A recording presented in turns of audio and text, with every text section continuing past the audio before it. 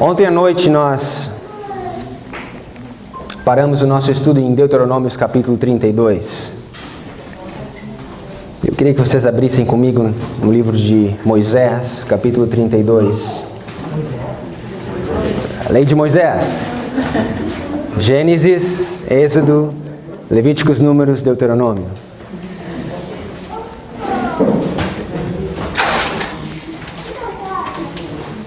Deuteronômio 32.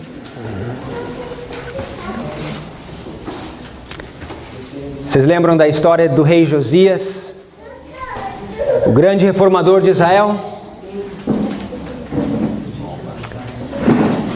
Que livro que ele achou no templo, que estava perdido? O livro da lei, o livro de Moisés. E o que ele achou no livro da lei, no livro de Moisés? Ao ler o livro, o que ele achou? As maldições da lei de Moisés. E ao achar as maldições da lei de Moisés, o que aconteceu na vida dele e na vida do povo? Uma grande reforma.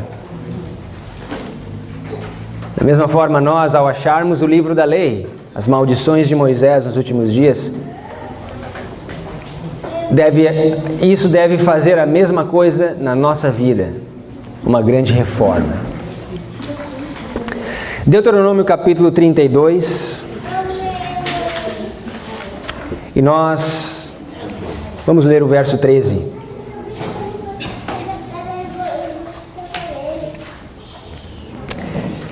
Ele o fez cavalgar sobre as alturas da terra e comer os frutos do campo, e o fez chupar mel da rocha e azeite da dura pederneira.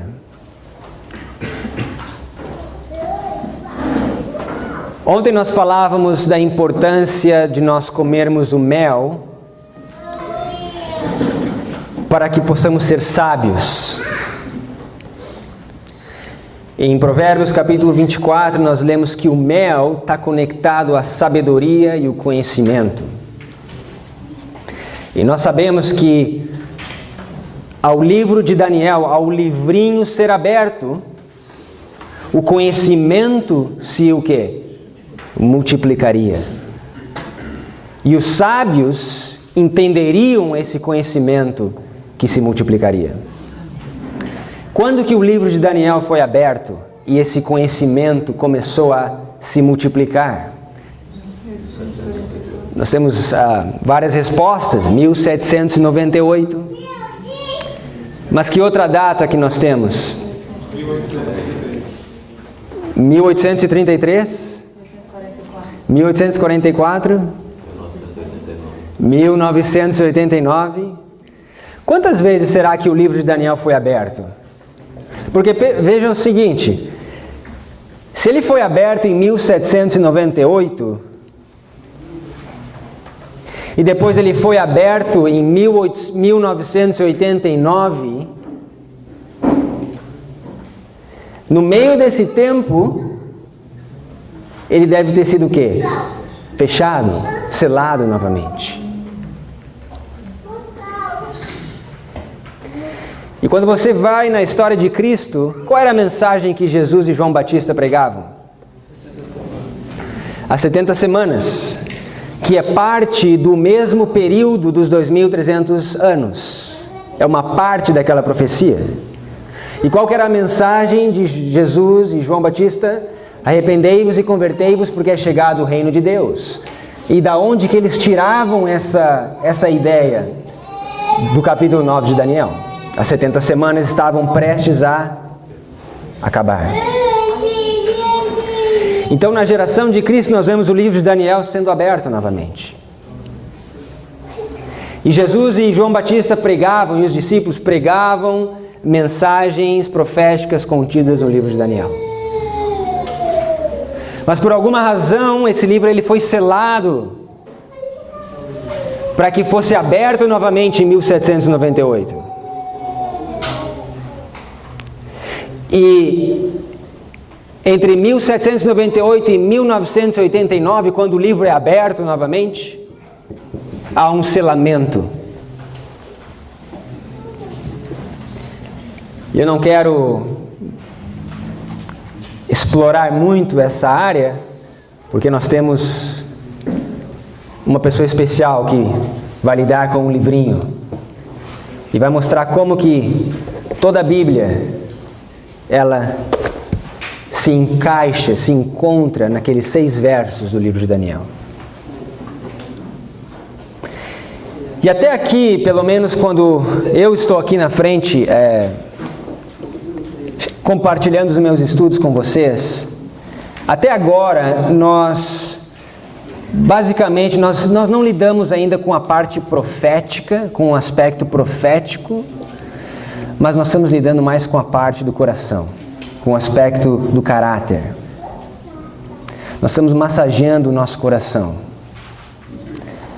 para nos preparar para entendermos as mensagens proféticas. Eu quero dizer, se você ainda não se empolgou com os estudos, porque você estava esperando algo profético, algo novo, algo que iluminasse o entendimento, a partir do próximo estudo nós vamos começar a entrar nessa avenida profética. Mas de que adianta a mensagem profética se o coração não está pronto? De que adianta a semente cair nos pedregais e nos espinhos da vida?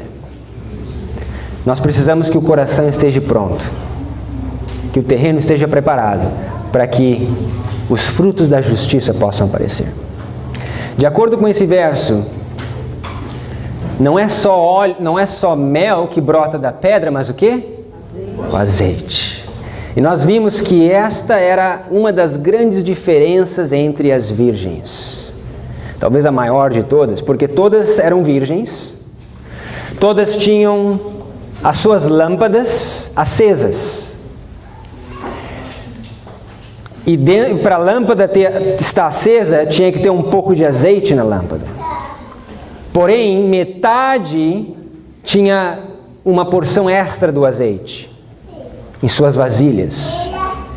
E essa porção de azeite é que fez com que as lâmpadas não apagassem, enquanto que as outras não tinham essa porção extra. Nós vamos tentar entender o que representa esse azeite e por que é tão importante nós também termos esse azeite nas nossas vasilhas. O que representa o azeite? Para que serve o azeite? De acordo com a Bíblia.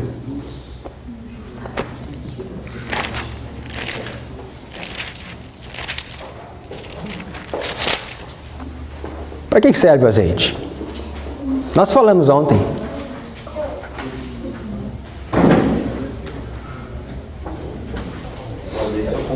Combustível.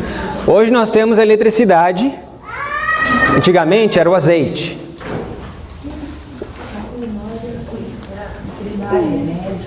Remédio. Na cozinha. Ok. Para ungir. O azeite era usado para unção também. Abram comigo em Êxodo 25.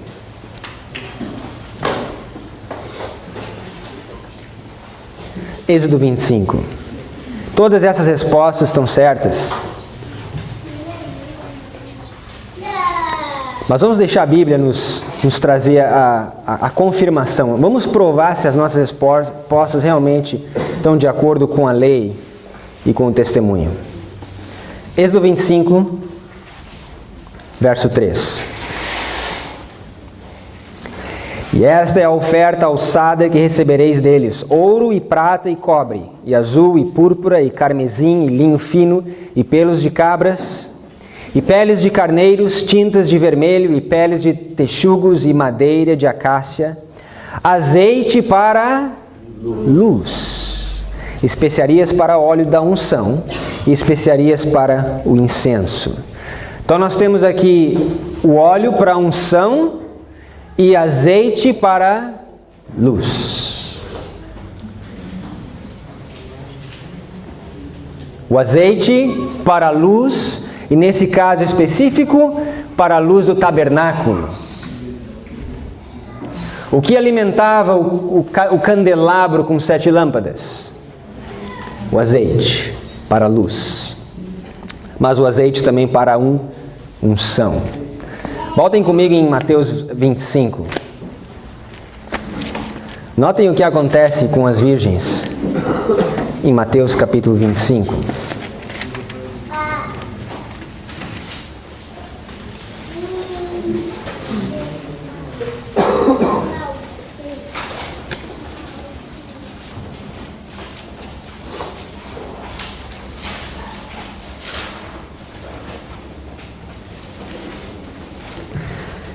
Mateus 25, capítulo 25, verso 8. E as loucas disseram às prudentes: dai-nos do vosso azeite, porque as nossas lâmpadas se apagam. Mas as prudentes responderam, dizendo: não seja caso que nos falte a nós e a vós, e diante aos que o vendem, e comprai-o para vós. Notem que as virgens que tinham o azeite, elas não podiam dividir o azeite ou dar o azeite. Por quê? Porque nós vamos ver que é algo intransferível. Eu não posso dar a minha experiência para alguém. Não é algo transferível. Hoje em dia nós estamos acostumados a pegar um pendrive ou um flash drive, colocar no computador, transferir os dados para o pendrive, tirar o pendrive, botar num outro computador e transferir os dados para o computador. Mas o azeite não funciona assim. É algo intransferível. Isso me faz lembrar de pessoas na Bíblia que tentaram comprar ou transferir a experiência de outros homens. Vocês lembram de Simão o Mago? É algo intransferível. Mas o que representa o azeite? Estudantes de profecias. Espiritualmente falando. Espírito Santo. Sr. White diz também representa o caráter. Mas quem é responsável, ou através de que instrumento, de que entidade que o nosso caráter é aperfeiçoado? Espírito Santo. O caráter e o Espírito Santo, você não pode separar. Abram comigo no livro de 1 Samuel. Capítulo 16.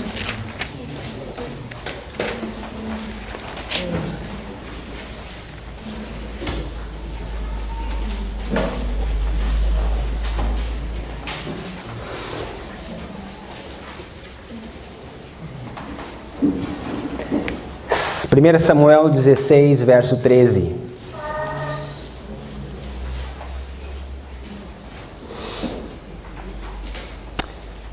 Primeira Samuel 16, verso 13. Então Samuel tomou o chifre do azeite e ungiu-o no meio de seus irmãos. E desde aquele dia em diante o Espírito do Senhor se apoderou de Davi. Então Samuel se levantou e voltou a Ramá. O que nós vemos aqui? Assim que Samuel ungiu Davi com um azeite, o que tomou conta dele? Espírito Santo. Espírito Santo. Abram comigo em Isaías 61.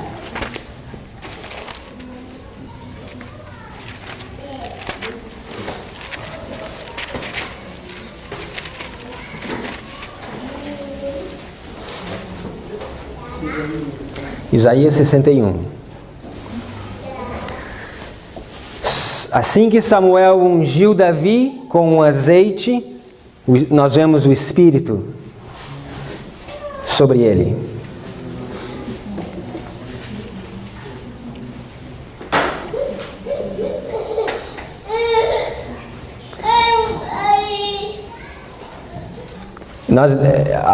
Abri um parêntese aqui. Quando Davi foi ungido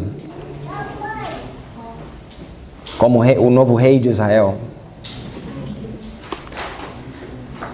Israel estava sem rei? Saul era rei. Então nós temos dois reis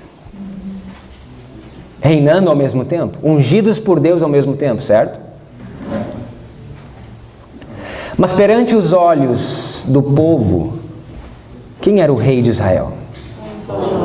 Saul. Mas por alguma razão, Deus passou pela autoridade de Saul, foi e ungiu Davi. A igreja no deserto, o ministério de sustento próprio de Davi foi ungido por Deus. Mas Saul continuava rei de Israel. O reino de Israel, a estrutura continuava lá e perante os olhos do povo. Quem era o rei? As pessoas tinham uma dificuldade tremenda de entender que Davi foi ungido também. E que Deus usava Davi, ou estava usando Davi, porque nesse ponto, Saul já havia rejeitado o espírito de profecia. A Bíblia fala ao ponto de que os demônios tomaram conta de Saul. E nós estudamos isso ano passado. Efraim e Judá. Feche parênteses. Isaías 61. Verso 1. O Espírito do Senhor Deus está sobre mim, porque o Senhor me ungiu para pregar boas novas aos mansos. Enviou-me a restaurar os contritos de coração, e a proclamar liberdade aos cativos, e a abertura de prisão aos presos, e a pregoar o ano aceitável do Senhor, e o dia da vingança do nosso Deus, e consolar todos os tristes. E ordenar acerca dos tristes de Sião que se lhes dê glória em vez de cinzas, óleo de gozo em vez de tristeza, vestes de louvor em vez de espírito angustiado, a fim de que se chamem árvores de justiça, plantações do Senhor, para que Ele seja glorificado. Nós sabemos que Cristo cumpriu essa profecia. E nós vemos que Deus ungiu a Cristo com o seu Espírito. E assim que Ele é ungido, o verso nos diz que ele não somente pregava uma mensagem, anunciava o ano, como a Bíblia diz, o ano aceitável do Senhor, mas havia uma obra conectada com essa mensagem.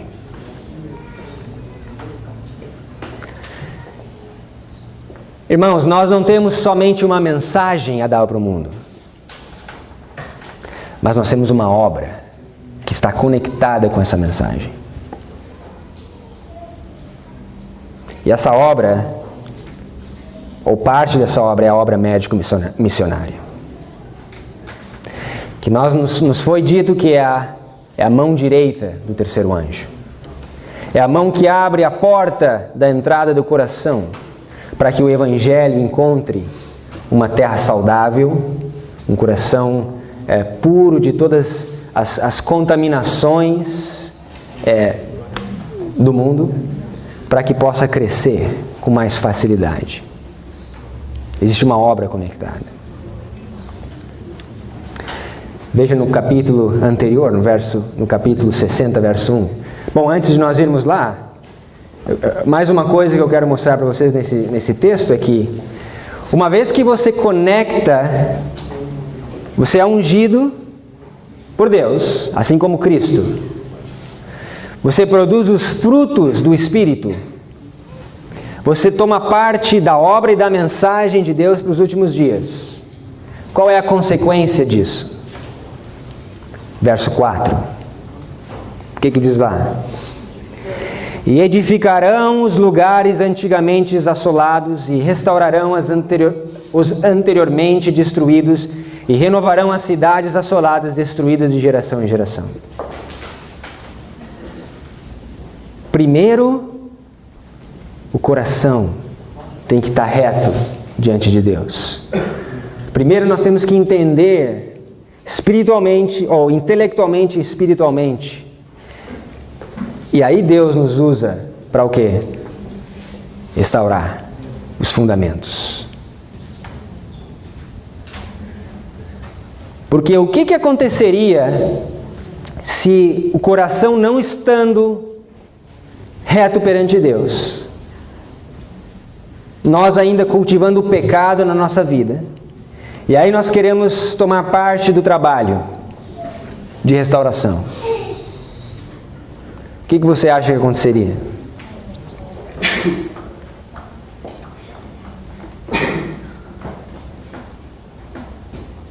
Seria bom para os nossos estudantes verem você falando, ou verem eu falando uma coisa, mas a nossa vida é totalmente diferente. Nós pregamos uma mensagem que não corresponde com a maneira que vivemos. Por isso nós precisamos do mel e da manteiga, juntos. Capítulo 60, verso 1. Para que serve o azeite? Para iluminar, para dar luz, mas também para ungir. É um símbolo do Espírito de Deus. Notem, Isaías 60. Levanta-te, resplandece, porque vem a tua luz, e a glória do Senhor vai nascendo sobre ti. Porque eis que as trevas cobriram a terra e a escuridão os povos, mas sobre ti o Senhor virá surgindo, e a sua glória, se verá sobre ti, e os gentios caminharão à tua luz, e os reis ao resplendor que te nasceu.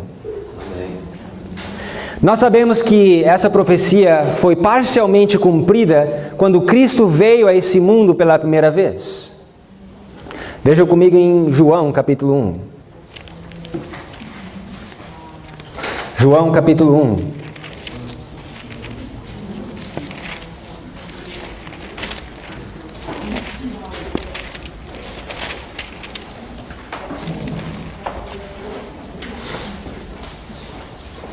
Veja, João capítulo 1, verso 1. No princípio era o Verbo, e o Verbo estava com Deus, e o Verbo era Deus. Ele estava no princípio com Deus. Todas as coisas foram feitas por Ele, sem Ele nada do que foi feito se fez. Nele estava a vida, e a vida era a luz dos homens. E a luz resplandece nas trevas, e as trevas não a compreenderam. Parcialmente, Isaías capítulo 60 foi cumprido na época de Cristo. E quando essa luz iluminou o mundo em trevas, a luz do conhecimento que emana da face de Cristo, fez com que dois grupos se separassem. O primeiro grupo aceitou essa luz, e ao contemplar a luz, refletia a luz. Assim como a lua reflete a luz do sol. Mas o segundo grupo rejeitou essa luz. Veja no verso 11, quem foi esse grupo que rejeitou a luz? Veio para o que era seu, e os seus não receberam. Quem era o povo que João estava se referindo aqui? Os judeus. Quem são os judeus espirituais nos dias de hoje? Ou seja, quando essa profecia voltar a se cumprir, e a luz resplandecer e iluminar as trevas, aqueles que se dizem seguidores de Cristo, que aguardam a sua vinda, que têm a lei e os testemunhos, e Cristo vem para os seus, e os seus o rejeitam. Mas o curioso é que existe um outro grupo, de acordo com Isaías, que caminha ou que é atraído por essa luz.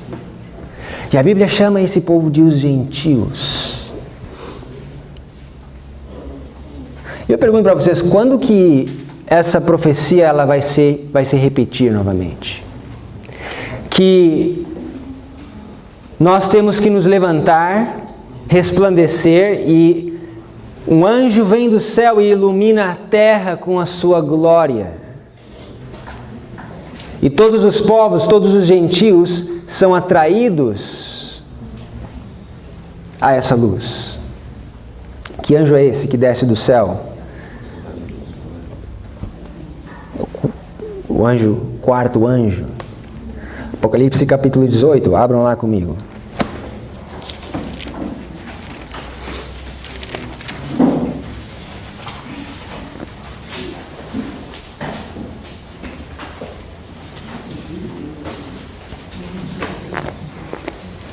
Apocalipse 18, verso 1.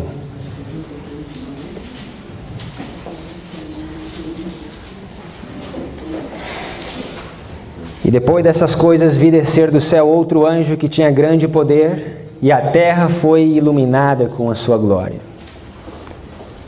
E clamou fortemente com grande voz, dizendo: Caiu, caiu Babilônia, e se tornou morada de demônios, e covil de todo espírito imundo, e esconderijo de toda ave imunda e odiável. Porque todas as nações beberam do vinho da ira da sua fornicação. E os reis da terra se fornicaram com ela, e os mercadores da terra se enriqueceram com a abundância de suas delícias. E ouvi outra voz do céu que dizia: Saí dela, povo meu, para que não sejas participante dos seus pecados, e para que não incorras nas suas pragas. Então, interessante é que os que reconhecem a luz, ou o maior número de pessoas que reconhecem essa luz que ilumina a terra com a sua glória, não são os seus, mas são os gentios. Em outras palavras, enquanto a igreja rejeita e ataca e persegue a mensagem de Cristo, porque ela vem de poucos pobres e impopulares, porque ela vem de pescadores ignorantes e lábios gaguejantes que não sabem falar, que não sabem escrever, leigos. Eles dizem: como que nós não reconheceríamos o Espírito de Deus se estamos na obra há tanto tempo? Enquanto o povo rejeita, os gentios são atraídos por essa luz. E como foi falado hoje de manhã, enquanto muitos cairão, Edom, Moabe e Amon pegam as nossas coroas, colocam nas suas cabeças e tomam o nosso lugar. Quem são Edom, Moabe e Amon? Os gentios. Os que estão no catolicismo, no protestantismo apostatado e no espiritualismo. Que hoje nós olhamos para eles e dizemos: pobre coitados. Mas muitas vezes são muito mais cristãos do que nós. São fiéis à luz que eles têm. Na ignorância deles, eles são muito mais cristãos do que nós. Abram comigo no livro de 2 Coríntios.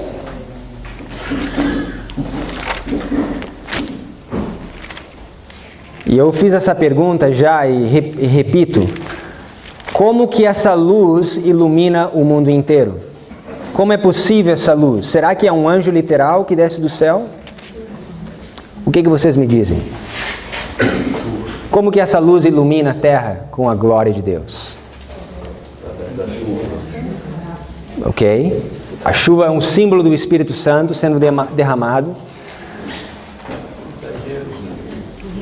O que é um anjo na Bíblia?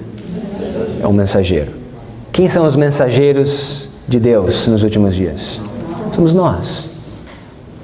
A forma que essa luz irradia pelo mundo é através da nossa face, através do nosso caráter. É através da... Lembra ontem? O que é de bom, o que bom tem se nós pegarmos a luz e escondermos aqui embaixo? Sabe qual era a razão que o mundo estava em trevas na época de Cristo? A razão era que a luz que deveria brilhar não brilhava. Esconderam embaixo do alqueire. Qual era a luz que devia brilhar na época de Cristo? A igreja de Deus. Eles deviam brilhar. Não estavam brilhando. Consequência, o mundo inteiro estava em trevas.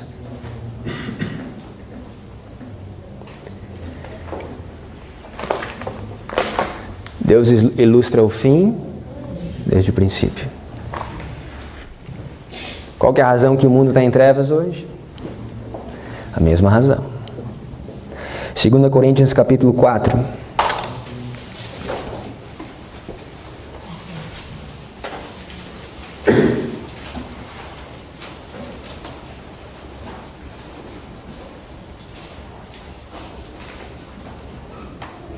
Segunda Coríntios capítulo 4, verso 6.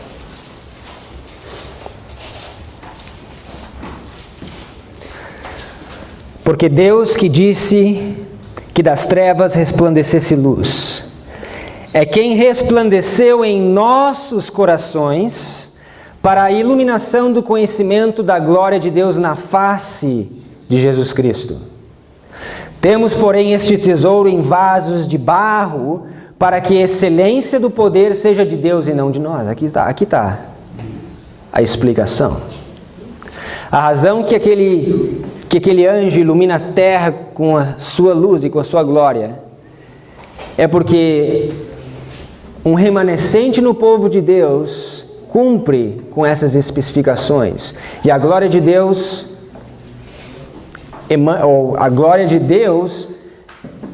resplandece nos nossos corações, e assim o mundo vê o caráter, a glória do caráter e da santidade divina. Mas isso não é para que nós nos exaltemos, como os fariseus diziam: nós somos a nação santa, a semente santa, nós temos a lei e os testemunhos. Não. Paulo diz que esse mistério da divindade, de Deus pegar a última geração dessa terra, depois de 6.000 anos de pecado, 6.000 anos de degradação, imoralidade, corrupção e miséria, e fazer com que essa geração resplandeça e reflita perfeitamente o caráter de Cristo, é um mistério para mim. E a Bíblia chama o mistério da divindade, o mistério de Deus, Cristo em vós, a esperança da glória. A única esperança dos gentios, de Edom, Moabe e Amon, é ver Cristo em nós. Não somente escutar as nossas mensagens, não somente ouvir sobre a muito firme palavra dos profetas, mas quando eles veem uma combinação, algo completo, um evangelho completo, de mensagens poderosas, clama em alta voz, não te detenhas, levanta a tua voz como a trombeta, e anuncia à casa de Israel os seus pecados e à casa de Jacó as suas transgressões. Quando a combinação da trombeta e das obras, elas acontecem, aí sim a terra é iluminada com a glória. Em vasos de barro,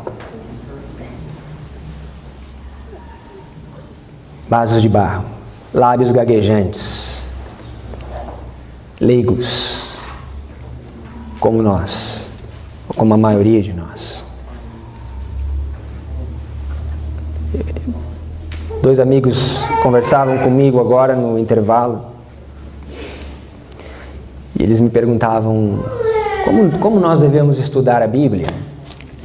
Porque quando eu vou no grego e no hebraico, e eu clico, aparece vários significados.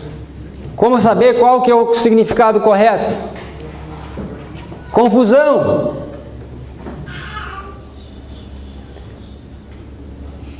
Existe uma outra palavra na Bíblia que significa confusão. Essa palavra é Babilônia. Se você fundamenta as tuas doutrinas e o teu entendimento no grego e no hebraico, quando essa tormenta que nós estamos aprendendo passar pela terra, nós não vamos conseguir permanecer. Porque não foi assim que nossos pais na fé estudaram a Bíblia. Eles não se basearam no grego e no hebraico.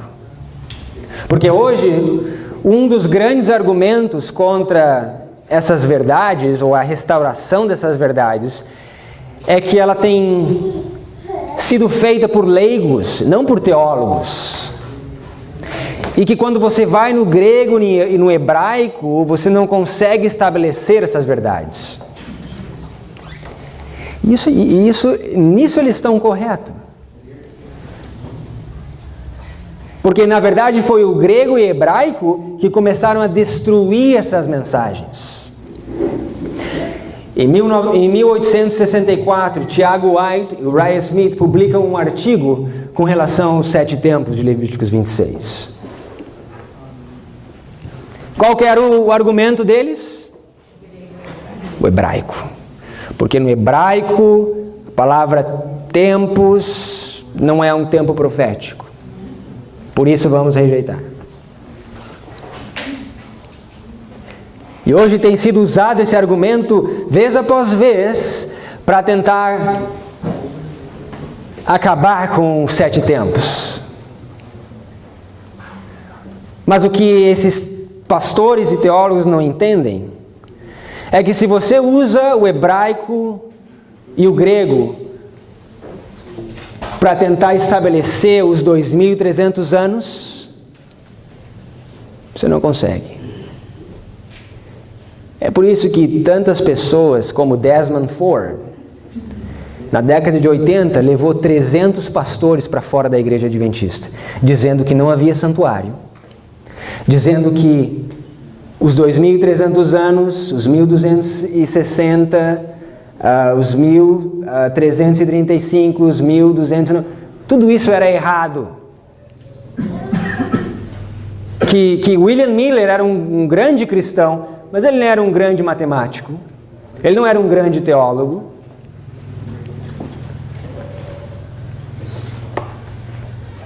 Por isso nós não devemos usar o grego e o hebraico. Abram comigo a apostila, nas regras de William Miller.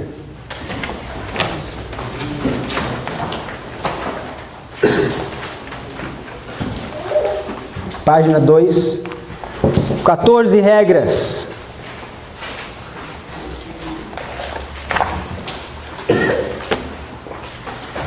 Primeiro parágrafo, nós não vamos ler as 14 regras, isso aí é para você, é para o seu material, para o seu estudo. Mas o primeiro parágrafo diz: aqueles que estão unidos na proclamação da terceira mensagem angélica estão pesquisando as escrituras sobre o mesmo plano que o pai Miller adotou. Ela nos leva de volta ao plano que Miller adotou. E qual era o plano? Miller tinha 2 livros. Um era a Bíblia e o outro uma concordância.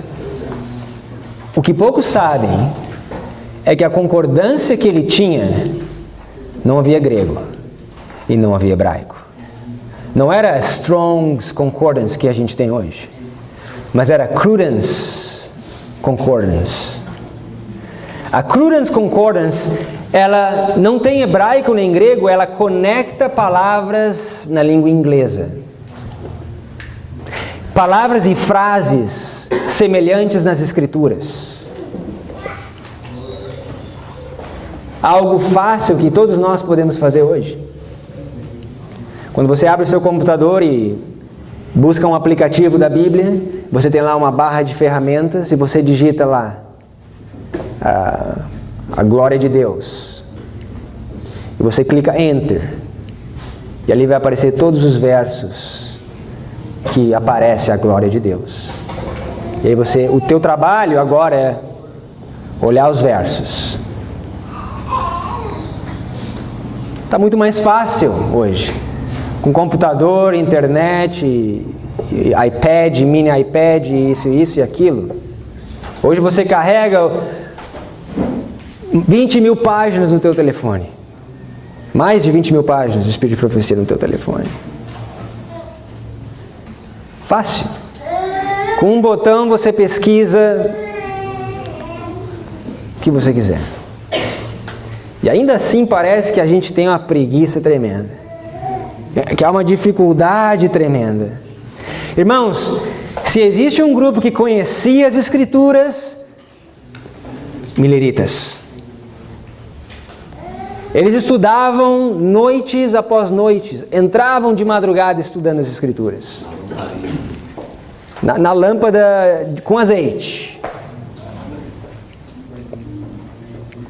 E hoje parece tudo mais difícil, a gente não tem tempo para nada. Que Deus tenha misericórdia de nós.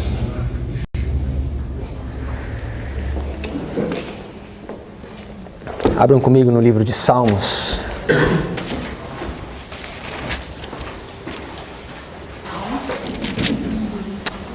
Salmos, capítulo 104.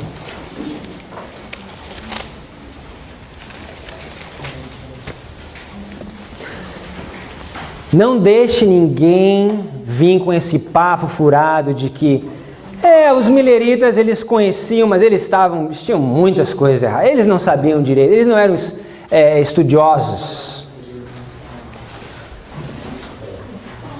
Não está vendo aqui? Eles erraram. Eles esqueceram de calcular o ano zero.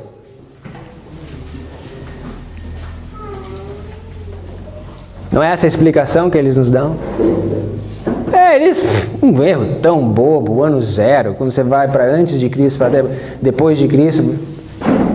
Não é bem assim. Não é bem assim.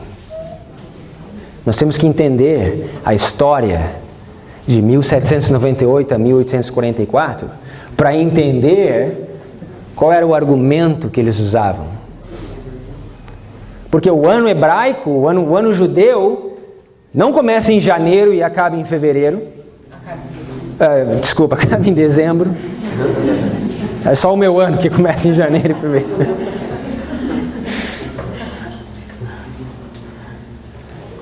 Isso foi o calendário de Justiniano, não é?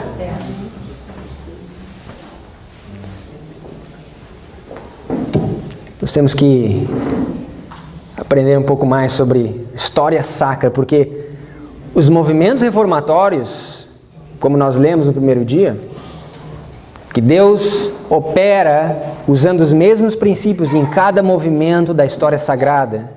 A história milerita é um movimento sagrado e nós temos que conhecer. Assim como a história de Cristo, a história de Moisés, a história de Neemias, a história milerita faz parte dos movimentos reformatórios e nós temos que conhecer. A história adventista faz parte da história sagrada. E quantos de nós conhecemos em detalhes a história da igreja? Se eu dissesse, ou se eu perguntasse, grandes marcos da história adventista e as datas, quantos de nós saberia dizer, não, esse ano é importante porque aconteceu isso, isso e isso? Deus queria fazer esse e esse trabalho. Nesse ano, a mensagem de saúde foi dada. Nesse ano houve uma rejeição disso e disso e disso. O contínuo começou a ser rejeitado nesse ano por esse e essa pessoa. Nós não sabemos essa história. Por isso que nós somos facilmente enganados, facilmente iludidos.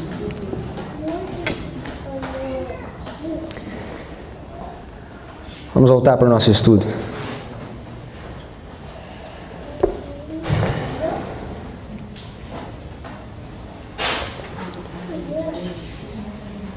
Nós estamos no livro de Salmos, certo?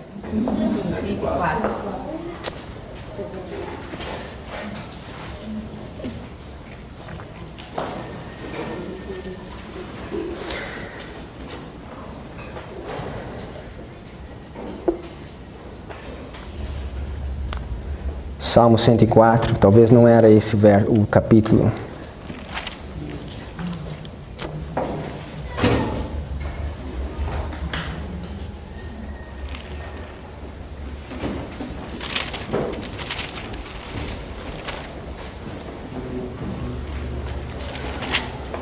Me dê só um minuto. Acabei saindo do assunto totalmente.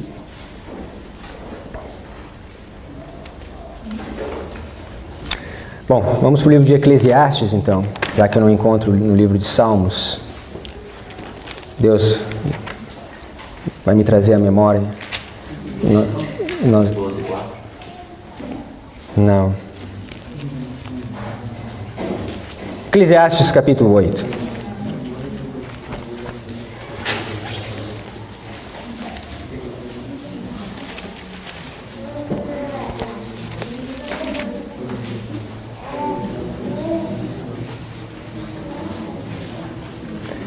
Eclesiastes capítulo 8.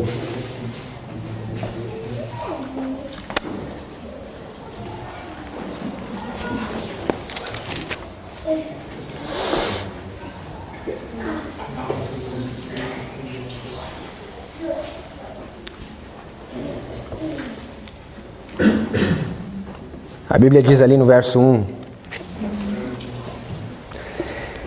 quem é como sábio? E quem sabe a interpretação das coisas? A sabedoria do homem faz brilhar o seu rosto, e a dureza do seu rosto se muda. Nós falávamos sobre aquele anjo que ilumina a terra com a sua glória, sobre os mensageiros de Deus com a iluminação do conhecimento de Cristo nas suas faces, iluminando a terra com a sua glória. E aqui a Bíblia diz que o sábio, a sabedoria do homem, faz iluminar o seu rosto, faz brilhar o seu rosto. Então aqui nós temos uma conexão com as virgens sábias. São as virgens sábias, não as loucas. Porque o que acontece com as loucas? Vejam em Provérbios 21.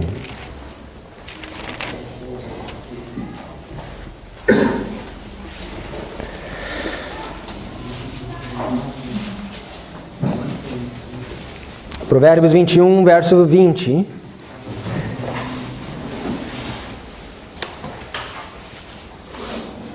Tesouro desejável e azeite há na casa do sábio, mas o homem insensato o quê? O homem louco esgota o azeite. As virgens sábias são aquelas que possuem azeite e que a sua sabedoria faz iluminar o seu rosto com a glória de Deus. Mas o insensato, o louco, esgota o azeite. O Espírito Santo, que é um símbolo o azeite, o símbolo do Espírito Santo. O azeite é um símbolo da unção do Espírito Santo. Faz com que as faces das sábias iluminem com a luz da graça e do caráter divino. É a operação do Espírito no nosso coração que faz com que as nossas obras glorifiquem a Deus. Ao contemplar, nós somos transformados à imagem e semelhança dele. O verso que eu queria encontrar no livro de Salmos e que me foge à memória, talvez vocês saibam, possam me ajudar, nos diz que o azeite ilustra o rosto e faz brilhar o rosto. É o azeite que faz o rosto brilhar. 104:15. Eu estava no capítulo certo.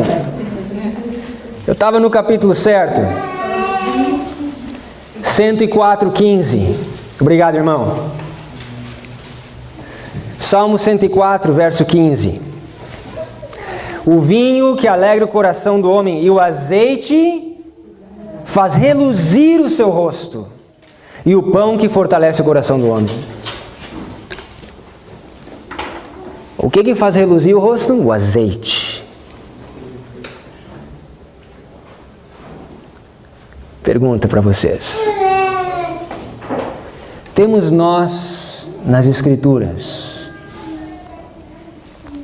exemplo de pessoas que reluziam através do rosto?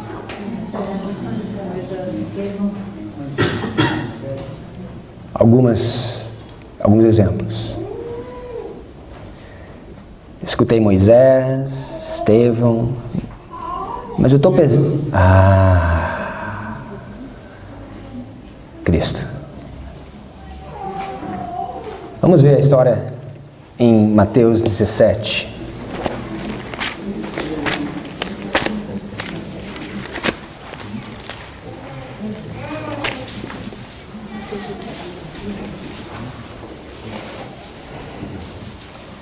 Mateus 17.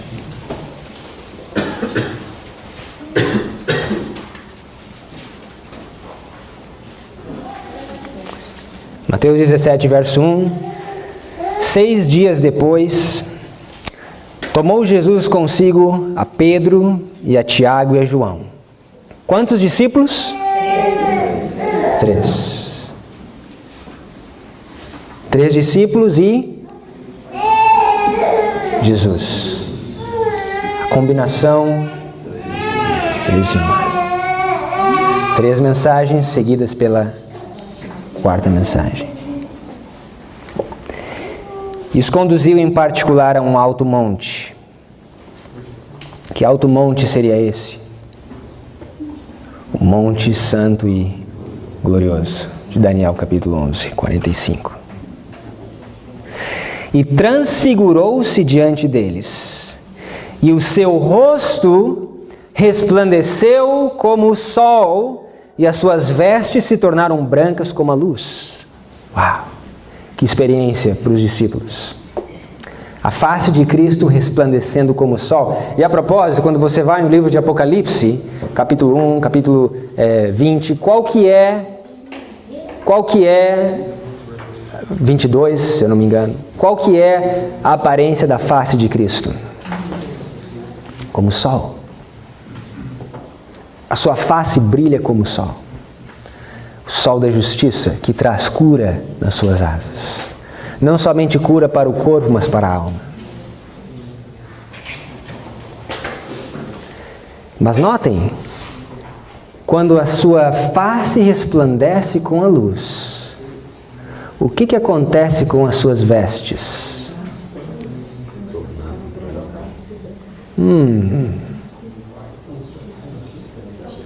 O que representa as vestes se tornando branca?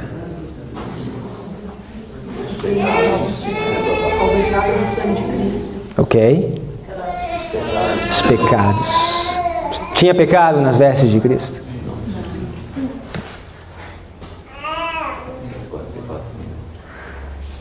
Segura o dedo aí. Vai comigo em Apocalipse 19.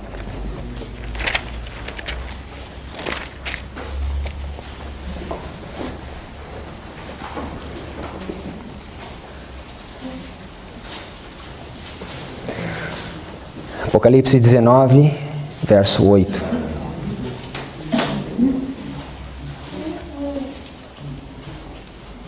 Verso 7. Regozijemo-nos e alegremo-nos e demos-lhe glória, porque vindas são as bodas do Cordeiro, e já a sua esposa se aprontou, e foi-lhe dado que se vestisse de linho fino, puro, e o quê? Resplandecente, porque o linho fino são as justiças dos santos. O que representa aquelas vestes brancas? As justiças dos santos, que devem ser lavadas no sangue das uvas, no sangue do Cordeiro de Deus. Então veja que é 2 características. O rosto brilha, mas as vestes estão brancas. Eu quero ler com vocês o verso 3 e depois nós vamos voltar nisso. Eu quero que vocês guardem na sua memória. Quem é que aparece para ele? Elias e Moisés. Guardem isso. O rosto dele brilha, as vestes brancas, Elias e Moisés aparecem para ele. Mas vamos comigo agora, porque no livro de Êxodo existe um outro homem que vocês mencionaram, Moisés, que também passa por essa experiência. Êxodo capítulo 34.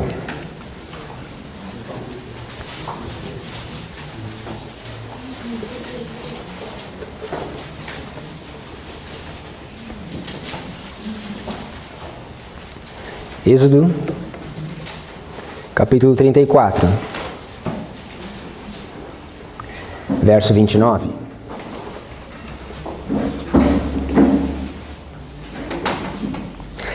E aconteceu que, descendo Moisés do monte Sinai, trazia 2 tábuas do testemunho em suas mãos. Sim, quando desceu do monte, Moisés não sabia que a pele do seu rosto resplandecia depois que falara com Deus. Olhando, pois, Arão e todos os filhos de Israel para Moisés, eis que a pele do seu rosto resplandecia, por isso temeram, chegaram-se a ele. Temeram chegar-se a ele. Então, o que nós vemos aqui? Nós vemos Moisés também resplandecendo luz da sua face, mas o que nós vemos ele carregando? 2 tábuas.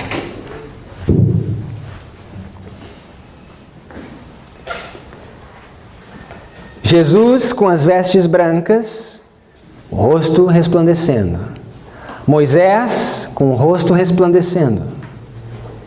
E eu acredito que as vestes dele estavam brancas, porque qual era a razão que o seu rosto resplandecia? Ele estava diante de Deus. E pode algum pecado permanecer, ou algum pecador permanecer diante de Deus? As suas vestes estavam brancas. E o que ele tinha nas suas mãos? 2 tábuas.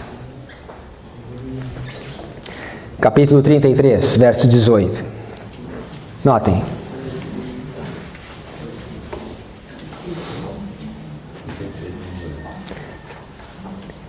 Capítulo 33, verso 18. Então ele disse: rogo-te que me mostres a tua glória. Aqui é Moisés falando com Deus. Senhor, mostra-me a tua glória. É essa glória que ilumina a terra. É a mesma glória. Essa é a glória que emanava da face de Moisés. Mas veja a resposta de Deus. Porém ele disse: eu farei passar toda a minha o quê? Bondade por diante de ti. E proclamarei o quê? O nome do Senhor diante de ti. E terei misericórdia de quem eu tiver misericórdia, e me compadecerei de quem eu me compadecer. Moisés diz: Senhor, deixa-me ver a sua glória. E Deus diz: ok, eu vou fazer a minha bondade passar diante de ti. Eu vou proclamar o meu nome diante de ti. Nome, glória, luz no rosto. O que a Bíblia está querendo nos dizer com isso? Irmãos, esse é o trabalho do azeite. Essa é a razão do azeite. É o azeite que faz com que o rosto resplandeça. Como que nós podemos entender isso? Capítulo 14 do livro de Apocalipse.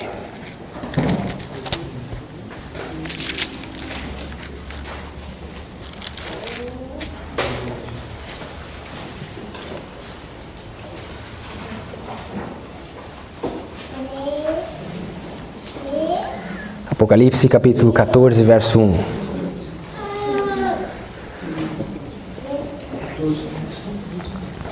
Apocalipse 14, verso 1. A face brilhando, as vestes brancas, as tábuas na mão. A glória de Deus. Mas Deus diz: proclamarei o meu nome, a minha bondade, a minha misericórdia. Verso 1.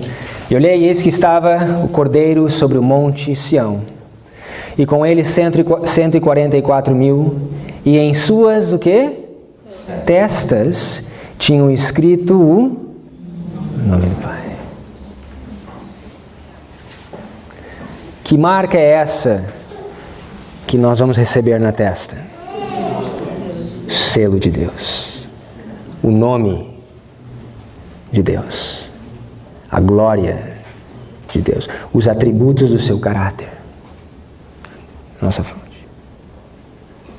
Por isso, irmãos, não adianta nós pegarmos as tábuas se nós não tivermos os outros atributos. Nós temos que ter a face brilhando, as vestes brancas, lavadas no sangue do Cordeiro, as tábuas na mão, sim, e assim iluminaremos a terra com a glória de Deus. Essas são as virgens sábias. Essa é a experiência que elas passam.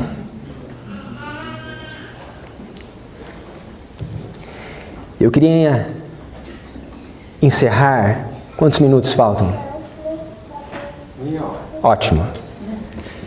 Porque esse encerramento eu quero levar vocês numa história. Numa história do Antigo Testamento. Que ilustra a experiência das sábias e das tolas. E eu acredito que não é uma coincidência que essa história também se encontra no capítulo 25. Mas o livro de 1 Samuel. 1 Samuel, capítulo 25.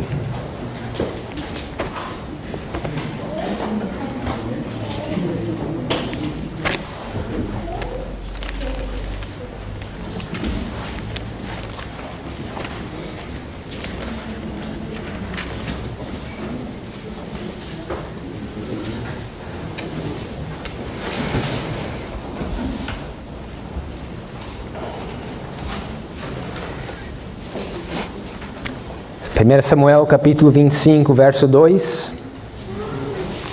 E havia um homem em Maom que tinha suas possessões no Carmelo, e era este homem muito poderoso, e tinha 3.000 ovelhas e 1.000 cabras, e estava tosqueando as suas ovelhas no Carmelo. E era o nome deste homem Nabal, e o nome de sua mulher Abigail. E era mulher de bom entendimento e formosa. Porém o homem era duro e maligno nas obras, e era da casa de Calebe. Algumas coisas eu quero que você preste atenção nesses versos. A primeira coisa é que esse homem Nabal, ele era um homem muito poderoso. Ele tinha muitas possessões. Em outras palavras, ele era rico e enriquecido e de nada tinha falta.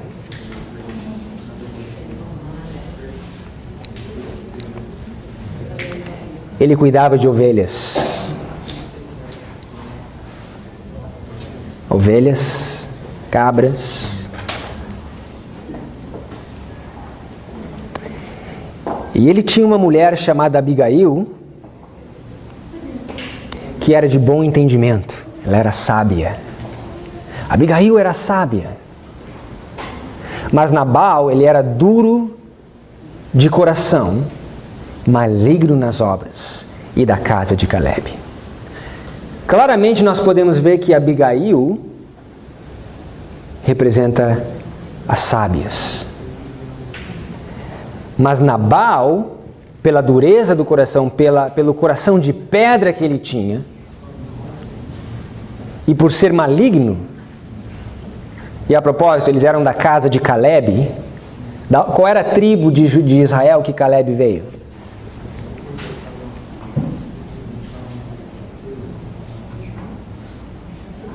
Judá. Tribo de Judá. Linha de Judá. Ele não veio de Efraim, veio de Judá.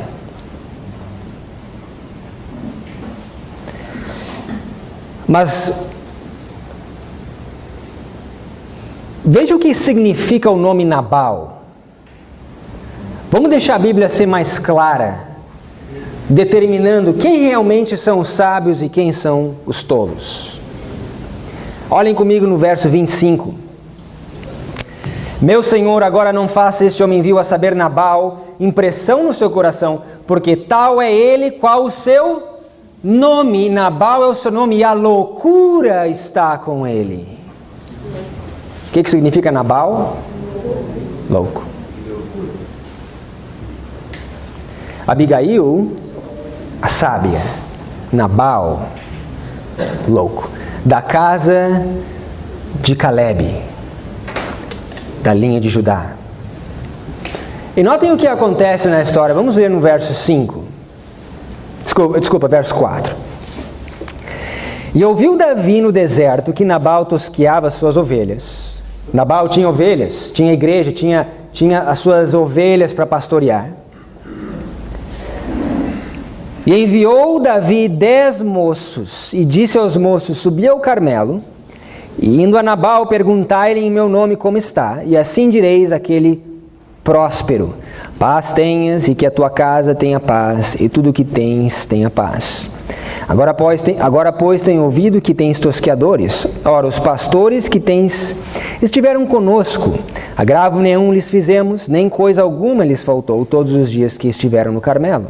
Em outras palavras, Davi protegia os pastores de Nabal. Quando Davi estava no deserto, acampando com seus homens, e os pastores de Nabal passavam por ali, Davi apoiava e protegia esses pastores. Então você esperaria que Nabal retribuísse o favor, certo? Eu esperaria. Se eu cuidasse, se eu tivesse na posição de Davi, cuidando dos pastores de Nabal, e de repente me faltasse água e alimento e mantimentos para os meus homens, eu esperaria que pelo menos ele me desse o básico. Mas veja o que acontece. Verso 8. Pergunta-o aos teus moços e eles te toderão. Estes moços, pois, achem graça em teus olhos, porque viemos em boa ocasião. Dá, pois, a teus servos e a Davi teu filho o que achares à mão. Em outras palavras, dá-nos frutos, alimento, água, precisamos de mantimento. E nós vamos ver depois que Abigail provém os frutos. Davi só estava pedindo os frutos. O que Deus está pedindo para nós hoje são os frutos. Dá-me os frutos. Verso 9. Chegando, pois, os moços de Davi e falando a Nabal, todas aquelas palavras em nome de Davi se calaram. E Nabal respondeu aos criados de Davi e disse: quem é Davi e quem é o filho de Jessé?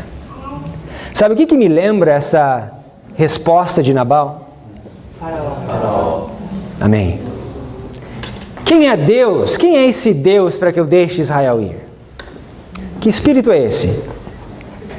Espírito de incredulidade. Espírito é o próprio espírito do ateísmo, do espiritualismo.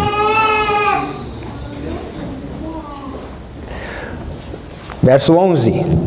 Tomaria eu, pois, o meu pão, a minha água, a carne das minhas reses que degolei para os meus tosqueadores e o daria a homens que eu nem sei de onde vêm? Nabal sabia quem era Davi. Ele conhecia Davi. Mas aqui há uma dissimulação. Então os moços de Davi puseram-se a caminho e voltaram, e chegando, lhe anunciaram tudo conforme todas essas palavras. Por isso disse Davi aos seus homens: cada um cinja a sua espada. Cada um cinja a sua espada, e cingiu também Davi a sua, e subiram após Davi uns 400 homens, 200 ficaram com a bagagem. Porém, um dentre os moços o anunciou a Abigail, mulher de Nabal, dizendo: eis que Davi enviou mensageiros desde o deserto a saudar o nosso amo, porém ele os destratou. Todavia aqueles homens têm sido muito bons, e nunca fomos agravados por eles, e nada nos faltou em todos os dias que convivemos com eles. quando estávamos no campo. De muro em redor nos serviam, assim de dia como de noite, todos os dias que andávamos com eles apacentando as ovelhas. Considera, pois, agora e vê o que hás de fazer, porque o mal já está de todo determinado contra o nosso amo e contra toda a sua casa. E ele é o homem vil e que não há quem lhe possa falar. Veja que os próprios servos de Nabal dizem: Abigail, por favor, interceda por nós. Interceda por nós. Porque durante todo esse período que nós estávamos lá com os homens de Davi, eles cuidaram de nós. Eles proveram o que nós precisávamos.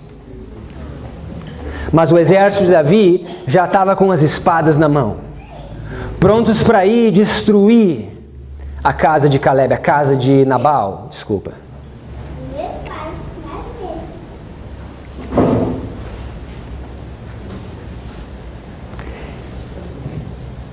E aí nós temos Abigail entrando em cena, dizendo para os servos: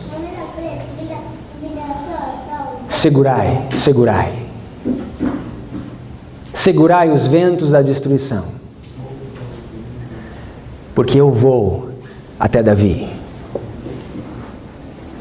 E eu vou falar com ele, interceder.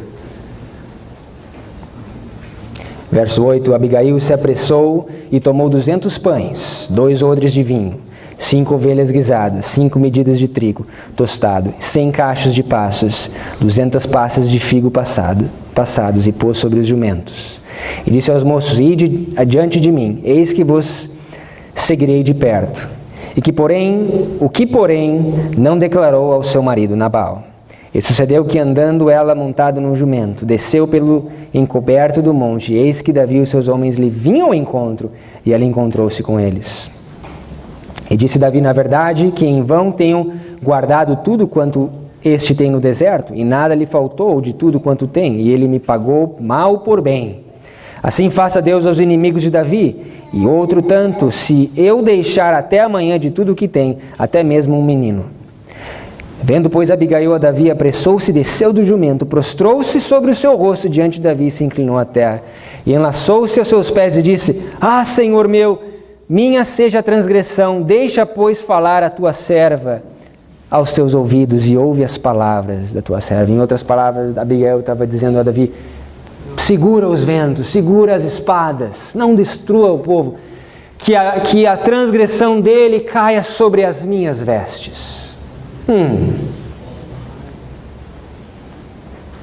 Quem foi aquele que tomou sobre si as nossas transgressões? Que diz: segurai, segurai meu sangue, meu sangue. E Deus ordenou que os anjos segurassem os ventos da destruição, enquanto os seus filhos fossem o quê? O nome de Deus, o rosto de Deus resplandecendo, vestes brancos, selamento. Davi só queria os frutos. O que Abigail levou a ele foi suficiente. Ali no verso 18 nós temos os frutos. O que Deus quer, irmãos, é frutos. Que frutos? Os frutos do Espírito. De Gálatas capítulo 5. Só isso. Notem como a história continua. Interessante que ela andava num cavalo até Davi, certo?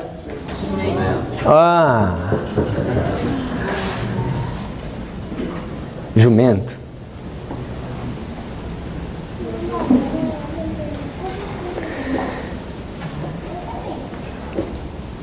Verso 25 nós já lemos. Veja no verso 27.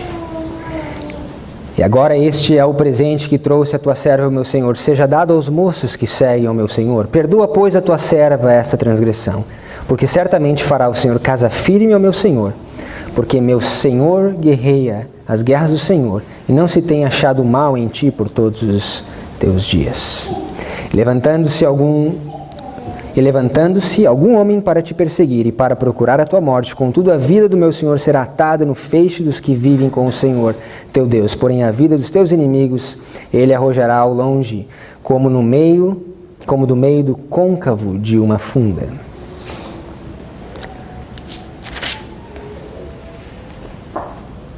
Verso 32. Então Davi disse a Abigail: bendito o nome do Senhor, Deus de Israel, que hoje te enviou ao meu encontro. E bendito o teu conselho, e bendita tu, que hoje me impediste de derramar sangue e de vingar-me pela minha própria mão. Porque na verdade vive o Senhor Deus de Israel, que me impediu de que eu te fizesse mal. Que se tu não te apressaras e não me vieras ao encontro, não ficaria Nabal até a luz da manhã, nem mesmo um menino. Então Davi tomou de sua mão o que tinha trazido e lhe disse: sobe em paz à tua casa. Vês aqui que tenho dado ouvidos à tua voz e tenho aceitado a tua face. E vindo Abigail a Nabal, eis que tinha em sua casa um banquete, como banquete de rei. E o coração de Nabal estava alegre nele. E ele já muito embriagado pelo que ela não lhe deu a entender coisa alguma, pequena nem grande, até a luz da manhã. Notem a curiosidade. Abigail intercedendo por Nabal, o seu esposo tolo, diante de Davi e o seu exército. Nabal prestes a ser extirpado da face da terra, com toda a sua família e as suas possessões. O que ele fazia? A Bíblia diz que havia um banquete, muito vinho, muita embriaguez. A porta da graça estava fechando para Nabal. E ele continuava bebendo o vinho de Babilônia sem parar, até ficar embriagado.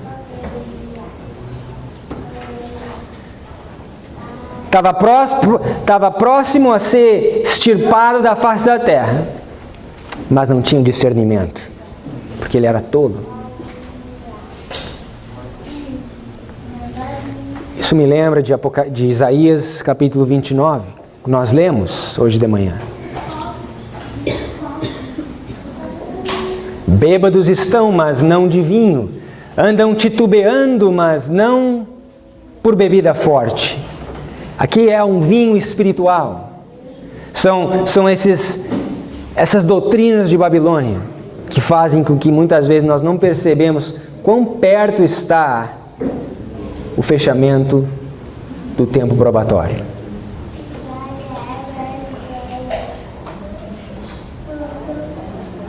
Veja o que acontece. Verso 37. E sucedeu, pois, que pela manhã, estando Nabal já livre do vinho, sua mulher lhe deu a entender aquelas coisas e se amorteceu o seu coração e ficou ele como pedra. Ele já tinha um coração duro de qualquer forma, mas aqui a Bíblia diz que ficou como pedra. Coração de pedra. Sabe, muitas vezes o nosso problema é o mesmo problema de Nabal. E Deus precisa fazer uma cirurgia cardíaca em nós. Ele precisa abrir o nosso peito, tirar o coração de pedra e colocar um coração de carne, aonde Ele pode escrever a sua lei.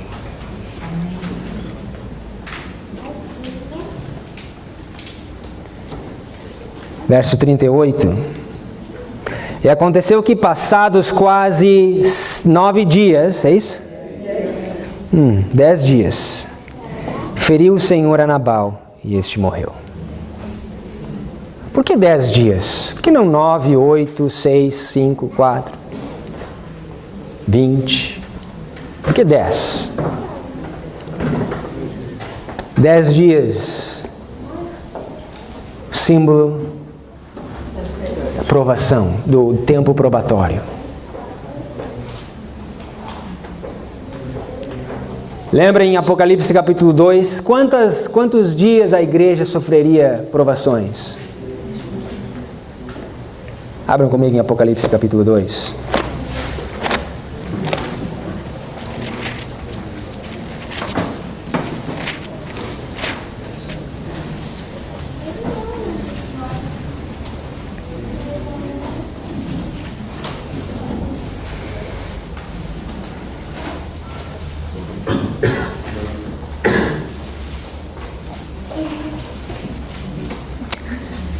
Apocalipse 2, verso 10, nada temas das coisas que há de padecer, eis que o diabo lançará alguns de vós na prisão, para que sejais tentados e tereis uma tribulação de 10 dias. Se fiel até a morte, dar-te-ei a coroa da vida. 10 é um símbolo do teste.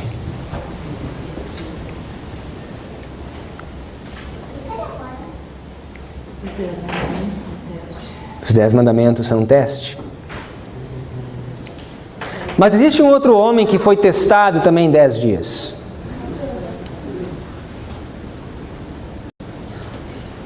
Nós sabemos que aqui são 10 anos, profeticamente. 10 anos de teste. Cuida para que ninguém tome a coroa da tua cabeça. 10 anos de teste. Mas esse homem teve um teste de 10 dias. Quem é esse homem?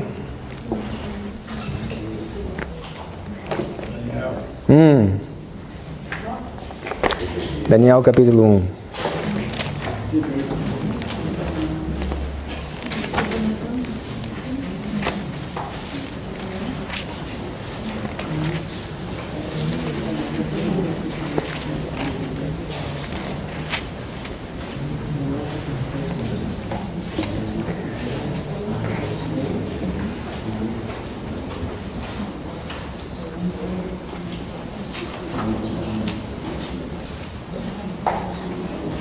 Daniel 1, verso 12.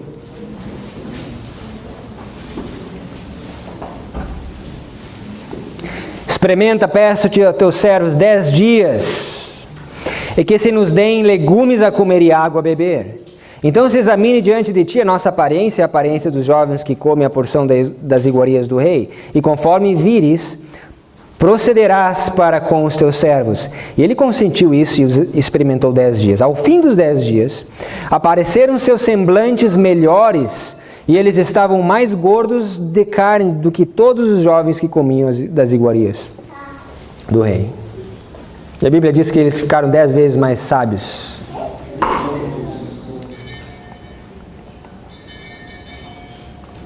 Dez vezes mais gordos e saudáveis. 10 dias de teste. Quer dizer que Daniel só comeu uma dieta vegetariana aqui? Não tinha carne, não tinha leite, não tinha queijo, nada de açúcar. Ele era um reformador da saúde. Quem representa Daniel nesse capítulo?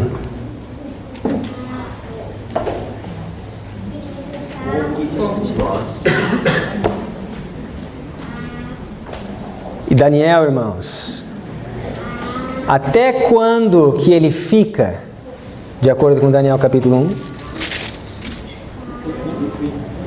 Verso 21, olhe lá. Daniel permaneceu até o primeiro ano do rei Ciro.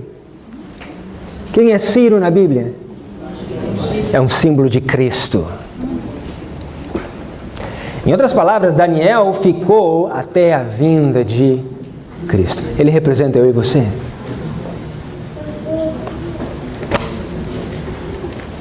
E nesse capítulo representa a nossa dieta nos últimos dias. Vamos finalizar em Samuel 25, finalizando a história. 1 Samuel 25.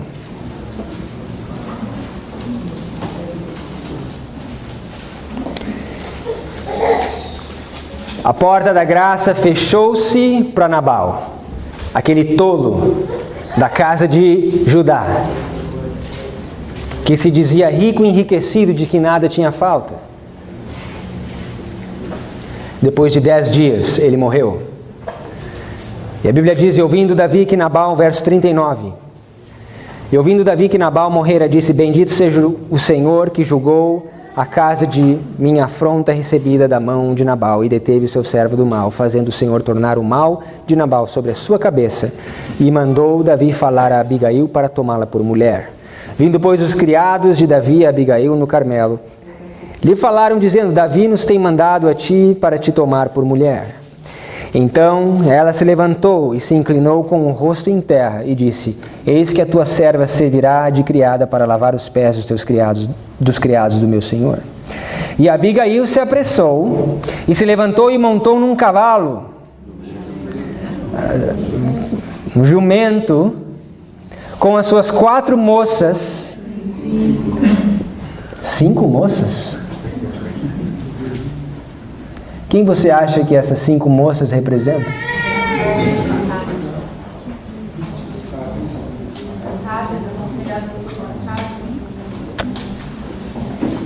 E as 5 moças, a Bíblia diz, seguiam as suas o quê? Pisadas. E ela seguiu os mensageiros de Davi e foi sua mulher.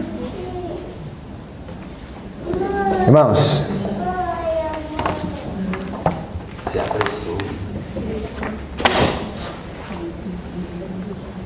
Deus ilustra o fim desde o princípio. E desde a antiguidade, as coisas que ainda não sucederam. Esse é o único Deus que pode fazer isso. Não há outro Deus que anuncie o fim desde o princípio. Não há outro semelhante a mim, diz a palavra de Deus.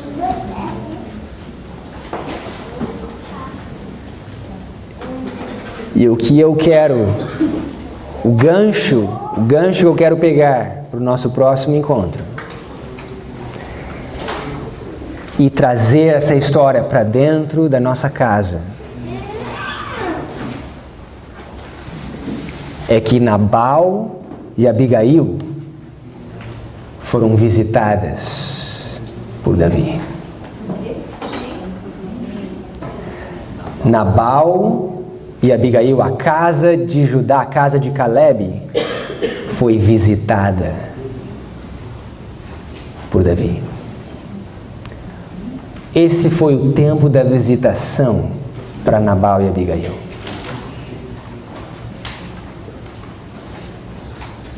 E o que a Bíblia fala sobre o tempo da visitação? O meu último verso se encontra no livro de Lucas, capítulo 19.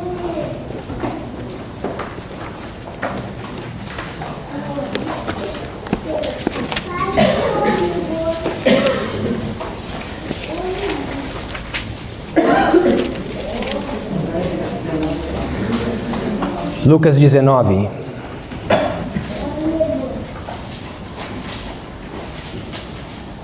verso 41.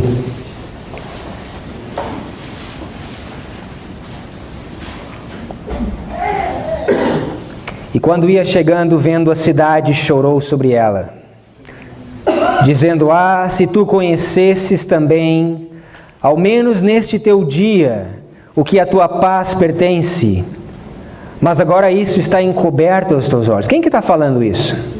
Jesus.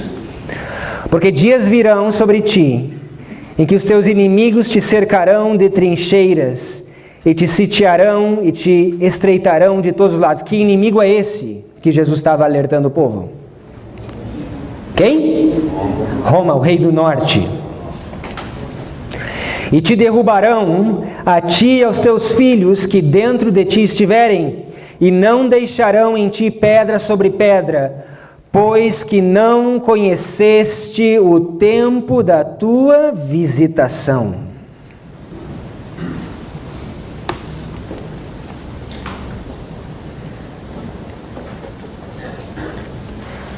Irmãos, nós vivemos no tempo da nossa visitação. Será que nós estamos que nem os judeus, sem saber o tempo da visitação? Deus tem nos visitado há algum tempo já. E nós vamos ver o que ele faz no tempo da visitação. Antes da destruição, irmãos, há um trabalho que Cristo faz, porque Ele é misericordioso,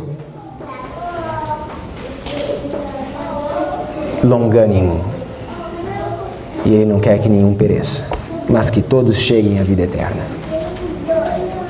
Vamos orar.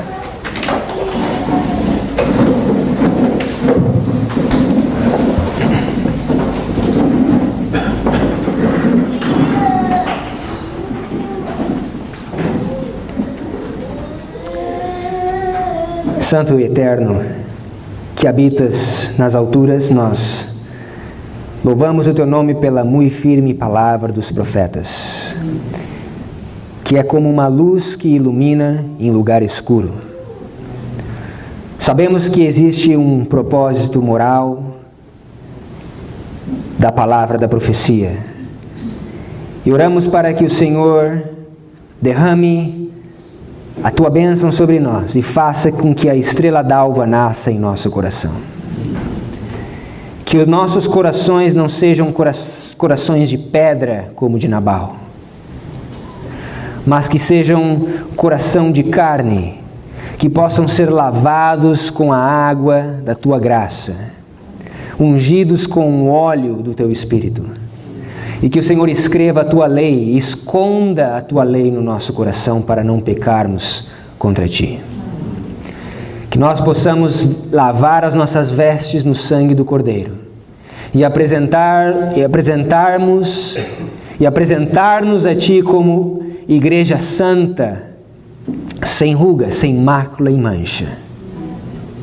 Que ao contemplarmos a glória e o caráter e o nome de Deus, possamos ser transformados à sua imagem e semelhança, e o nosso rosto possa resplandecer com a tua glória. E que Edom, Moabe e Amon, ao verem o nosso exemplo, ao verem a forma que nós conduzimos a nossa vida, o nosso estilo de vida, possam ser atraídos para a tua glória da mesma forma que Cristo atraiu os gentios. Esse é o verdadeiro evangelismo, espírito evangelista. De nada adianta nós queremos alcançar outros quando a nossa própria alma não foi alcançada. Sonda-nos, Senhor, e conhece o nosso coração, prova o nosso pensamento e vê se há algum caminho mau e guia-nos no caminho eterno. Amém. Rogamos em nome de Jesus. Amém.